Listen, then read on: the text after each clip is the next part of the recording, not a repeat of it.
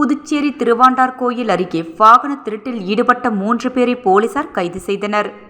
புதுச்சேரி நகரப் பகுதியில் மட்டுமின்றி கிராமப்புறங்களிலும் சமீப காலமாக இருசக்கர வாகனங்கள் அடிக்கடி திருடு போனது. இது தொடர்பாக முதுநிலை காவல் கண்காணிப்பாளர் கலைவாணனுக்கு புகார் வந்தது. புகார்களை அடுத்து வாகன சோதனையை தீவிரப்படுத்த போலீசாருக்கு அவர் உத்தரவிட்டார்.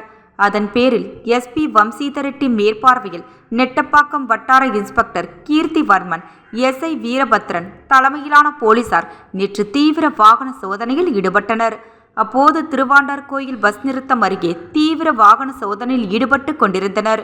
அப்பொழுது அவ்வழியாக வேகமாக வந்த வாலிபரை மடக்கி விசாரித்தனர்.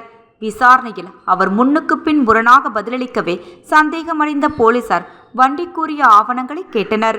அதற்கு வாகனத்திற்கு உண்டான ஆவணங்கள் அவரிடம் இல்லை. அப்போது அவர் ஓட்டி வந்தது திருட்டு மோட்டார் சைக்கிள் என்பது தெரியவந்தது. இதையடுத்து அவரை காவல் நிலையம் அழைத்து சென்று அதிரடியாக விசாரித்தனர். விசாரணையில் கோட்டக்குப்பம் அன்சாரி மகன் சலீம் என்பது தெரியவந்தது.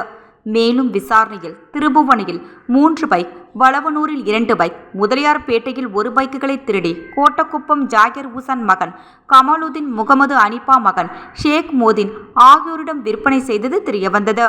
இதையடுத்து அவர்கள் மீது வழக்கு பதிந்து கைது செய்த போலீசார் ஓட்டி வந்த பைக்கை மட்டுமின்றி விற்பனை செய்த மேலும் 5 வண்டிகளையும் கைப்பற்றினர்.